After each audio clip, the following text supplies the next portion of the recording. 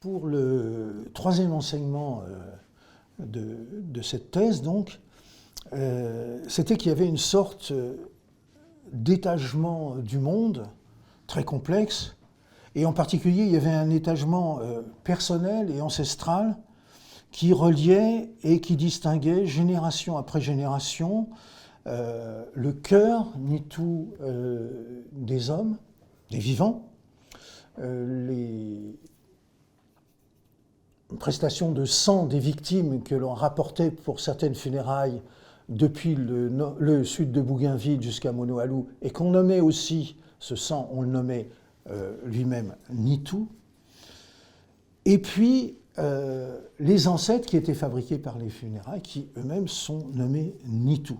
Alors, il y a deux grandes catégories, Nitou des morts récents, d'une part, et Nitou originels. Alors, il y a heureusement un mot qui distingue les Nitou originels, enfin une expression, les Nitou Talou, qui permet de s'y retrouver un peu. Parce que l'ethnographie est d'une très grande complexité, et pratiquement jusqu'à la fin de ma thèse, je me suis demandé quoi faire avec cette distinction entre les Nitou de Montrécent et les Nitou Talou. J'ai trouvé assez facile de caractériser ce qui transformait à la fois le sang des vivants et leur cœur en ancêtres Nitou. Ça, c'était relativement facile à écrire, mais je trouvais difficile à distinguer dans des domaines aussi différents que la pêche aux tortues, le fait de tomber d'un arbre, vous voyez.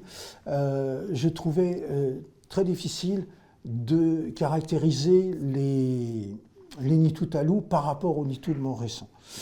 Et alors à l'époque, je lisais beaucoup Wittgenstein, et son dernier livre, qui s'appelle, je crois, De la certitude, m'a enfin fait comprendre, comment dire avec des mots simples, comment synthétiser avec des mots assez simples, ce qui se passait. Il était clair que les Nitou Talou, les Nitou originels, comme je l'ai traduit en français, mais qui en fait sont les Nitou qui sont à d'autres générations beaucoup plus anciennes que les Nitou de Montrécent. Que ces Nitou-là, ces ancêtres-là, donc, sont chargés de toutes les formes de certitude de l'univers.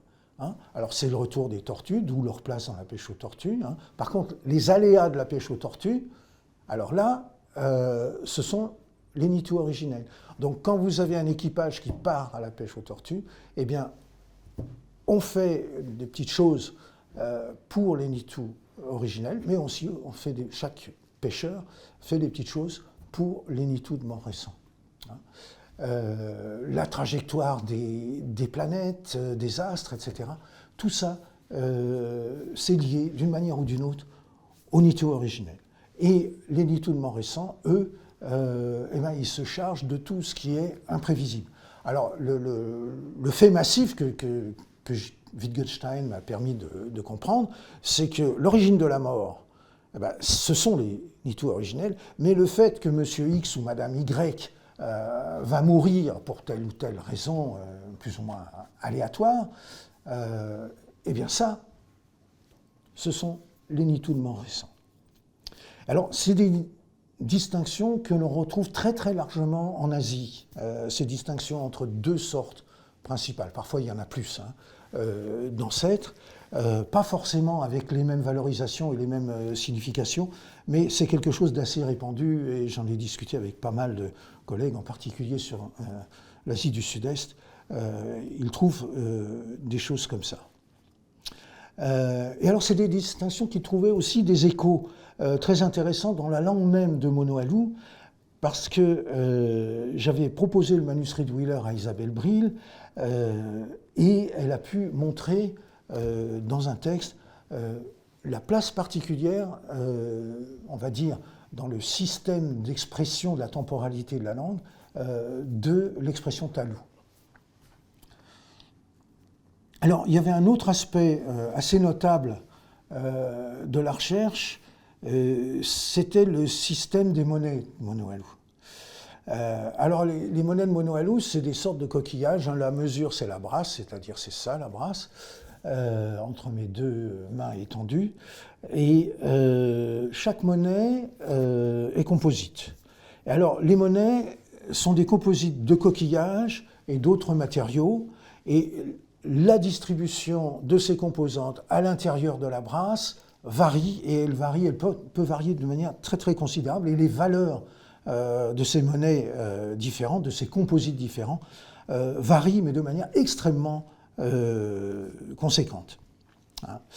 Ce qui varie aussi, c'est pas seulement les combinaisons de ces composites, c'est aussi les cérémonies qui accompagnent ou qui n'accompagnent pas la fabrication des monnaies.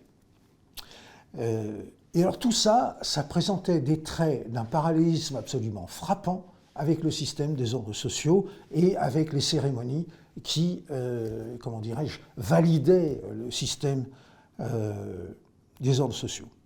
Et ce qu'on voyait en comparant les deux, en les mettant en regard, c'était les valeurs de cette société qui, tour à tour, se répondaient dans ces deux systèmes, un système d'objets, pour nous appelons ça des objets, et un système d'humains, d'ordres sociaux, et aussi un système d'ancestralité, bien entendu, puisqu'on ne peut pas comprendre les uns sans les autres.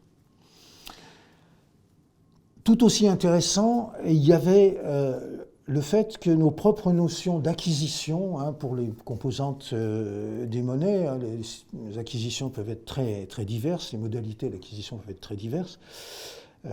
Ça va de plonger très très profondément pour un certain type de coquillage, et là ça implique d'avoir des cérémonies particulières, on tue un cochon, etc., jusqu'à utiliser des perles apportées par la colonisation. C'est aussi varié que ça, et ça passe par des composantes qui viennent d'autres sociétés, ça passe par des petits fruits d'arbres et des choses comme ça.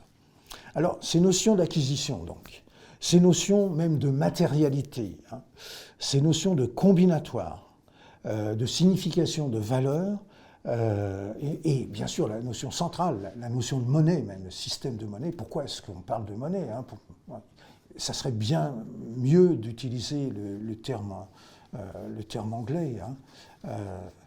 Enfin, il y a des termes anglais qui sont bien plus, je veux dire, qui sont bien moins chargés de connotations autour du mot wealth. Tout ça se trouve tellement lié, tellement intimement lié, comme souvent dans les sociétés qu'étudient les anthropologues, et même dans les nôtres d'ailleurs, qu'il fallait trouver de nouveaux outils intellectuels pour en parler, et ça, c'était pas tout à fait facile, sinon on risquait de passer à côté de dimensions tout à fait essentielles de ce système de monnaie, qui était central dans les échanges internes et externes. Et là, les recherches d'Erasme autour de la notion de hiérarchie qui avait été développée par Louis Dumont à propos du système des castes indiens, m'ont été extrêmement utiles. Puis il y avait des recherches, on va dire, connexes, faites par d'autres chercheurs qui venaient parler dans nos séminaires, qui ont aussi été très utiles. Alors, il y avait aussi le point de vue comparatiste, bien entendu, j'en ai parlé, le système des ordres sociaux, celui des chefs locaux, celui des systèmes d'échange. Il contribuait une fois de plus, loin d'être le premier, ça a commencé pratiquement tout de suite après la publication de l'article de Marshall Salins en 1963, ça remettait en cause cette grande distinction heuristique faite par Marshall Salins dans cet article, ce fameux article qu'il a fait connaître du monde entier, où il y avait d'un côté les big men mélanésiens et de l'autre côté les aristocrates polynésiens, avec une belle typologie bien claire, comme ça. Donc, les matériaux ethnographiques sur Mono-Alou remettaient en cause cette théorie. Et alors, ça a été le sujet de mon premier papier que j'ai publié dans une revue, Social Anthropology, qui était dirigée à l'époque par Jean-Claude Gallet, qui était un proche de Dumont. Alors, auparavant, j'avais publié un chapitre sur ce que je n'osais pas appeler le double totémisme de Mono-Alou dans le livre, qui s'appelle Cosmos and Society in Oceania, qui était dirigé par Daniel de Coppet et André Itrainu, et où je me retrouve avec une pléiade d'anthropologues que j'admire énormément, Nancy Munn, Annette Weiner, Gilbert Lewis, Alfred Gell et d'autres encore. Et c'est à l'occasion de ce colloque, justement, à Azel-Ferron, dans un château qui devait appartenir au CNRS, je pense, c'est un truc assez ringard, assez marrant, très humide. Et c'est à cette occasion que j'avais pu discuter avec le seul anthropologue qui connaissait le nom de Wheeler. Et ben, c'était Alfred Gell, et bon, c'était pas un hasard parce que lui-même était à la London School of Economics. Mais alors, il le connaissait, j'allais dire, pour les mauvaises raisons, c'est-à-dire qu'il les connaissait pour un travail que Wheeler avait fait avec Howard House, un sociologue. Bon, je ne veux pas développer ce point, mais il ne connaissait pas le travail de Wheeler à Mouloualou. Donc j'en passe maintenant à ce qu'on appelle aujourd'hui un post-doc.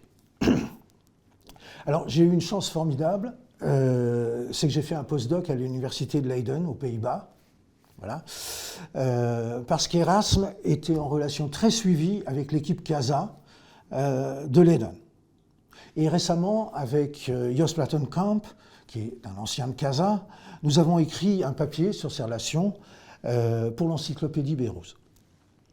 Alors, ça a été une chance pour moi d'aller à Leiden, parce que Leiden avait une tradition de recherche extrêmement originale, que l'on nomme parfois le structuralisme hollandais, qui est très différent du structuralisme de Lévi-Strauss, qui est très différent aussi du structuralisme britannique.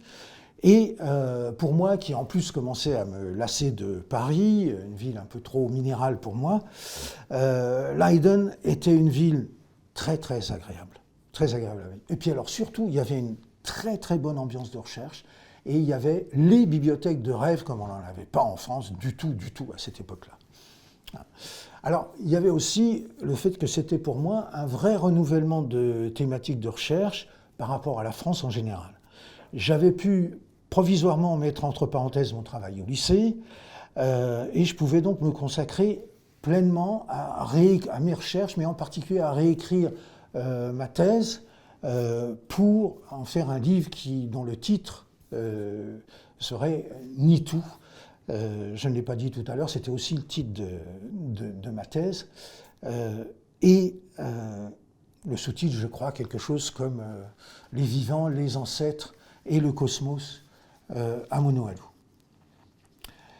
Et donc j'étais en train de réécrire la thèse pour en faire un livre. J'étais aussi en train d'écrire des articles à droite à gauche. Et puis aussi, je commençais, à la fin de mon séjour à Leiden, je commençais à lire sur la Nouvelle-Calédonie.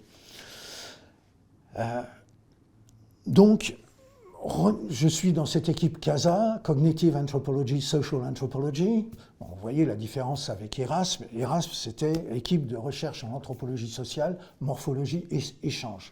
Donc, vous voyez, on a des perspectives différentes. Il y a en plus toute la tradition française d'un côté, Mauss, Dumont, Coppet, etc.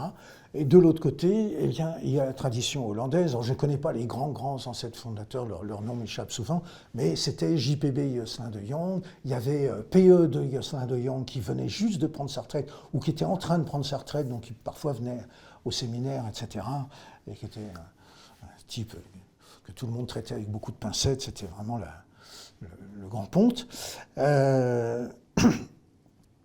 Et cette tradition hollandaise, donc, qu'on peut surtout dater d'une grande conférence inaugurale de Josselin de Jong, qui n'a été traduite qu'assez tardivement, où de Josselin de Jong s'est énormément appuyé sur Van Wouden, et qui fonde la grande thématique de recherche en Indonésie de l'école de Leiden, qui est le Field of Anthropological Studies. Et je ne sais plus comment ça se dit en hollandais, je suis absolument incapable de le dire en hollandais, mais c'est véritablement là le cœur de ce qu'on appelle parfois le structuralisme hollandais. Alors, il n'y avait pas seulement P.E. Josselin de Jong, il y avait aussi Jos Plattenkamp, je viens d'en parler, il y avait Jar Osten, que vous connaissez très bien. Il y avait Franklin Thion Sifat aussi, un grand spécialiste de la parenté. Il y avait bien d'autres étudiants, impossible de les citer tous, qui la plupart étaient des gens très très ouverts, souvent plus ouverts que les Français, très ouverts en particulier à la discussion, et qui avaient des questionnements qui n'étaient pas les miens, mais qui avaient des questionnements qui m'étaient extrêmement utiles, parce que c'était toujours des questionnements très ancrés dans l'ethnographie, et des théorisations qui, la plupart du temps, démarraient de l'ethnographie. Alors en plus, j'avais voyagé en Indonésie, Sumatra, Java, Bali, c'était un petit peu le pipeline des voyageurs à une certaine époque. J'étais resté assez longtemps, j'y étais revenu, ça m'avait beaucoup intéressé. Et leur ethnographie et leur théorie m'étaient quand même pas tout à fait étrangères. Alors à Leiden, j'ai même eu la chance de rencontrer très brièvement le très grand spécialiste de l'art, Adrian Reerbrands, et de discuter un peu avec lui. Alors ça serait une chose à faire, je ne crois pas qu'il soit traduit ni en anglais ni en français. Il y a un livre de Reerbrands que je suis incapable de comprendre, moi, en hollandais, mais qui est un livre considérable et qui devrait être traduit. Il m'avait donné beaucoup de ses articles, mais seuls certains d'entre eux étaient en anglais. Finalement, le livre qui a été tiré de ma thèse a été publié en français aux éditions du CNWS à Leiden en 1996, c'est-à-dire longtemps après avoir été achevé, parce que tous les étudiants hollandais passaient avant moi pour la publication, parce qu'il y avait besoin que leur livre soit publié pour leur thèse, n'est-ce pas? Alors les Français passaient après.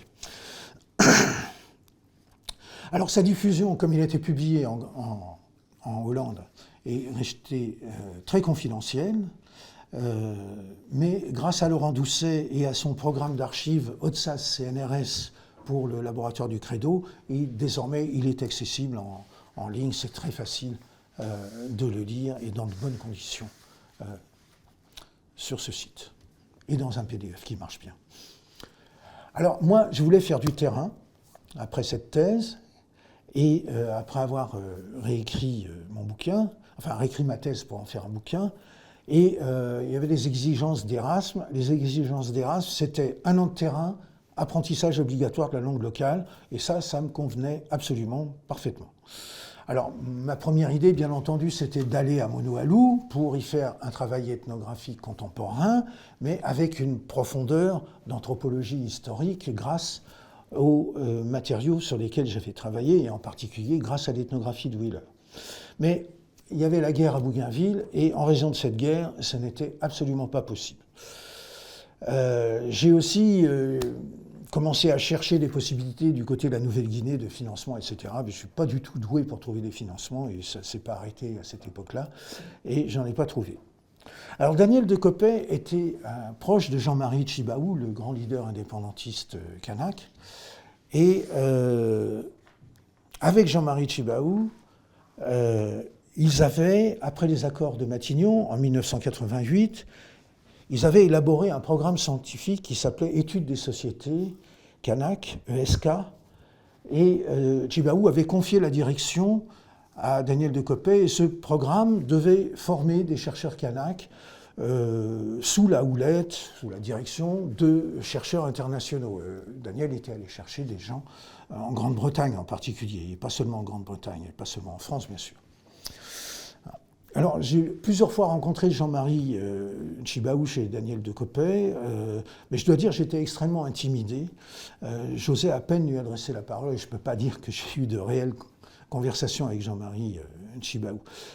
Je savais bien entendu qui il était, j'avais été absolument époustouflé par sa maîtrise de l'art oratoire à un meeting pour l'indépendance de Kanaki au cirque d'hiver, et c'est bien plus tard que je me suis rendu compte que c'était là une tradition kanak, cette grande tradition d'art oratoire. C'est pas seulement une tradition dans les églises, bien entendu c'est une tradition dans les églises, mais c'est aussi une très grande tradition des cérémonies kanak dans les langues kanak, et aussi parfois en français dans les cérémonies kanak quand elles sont faites en français.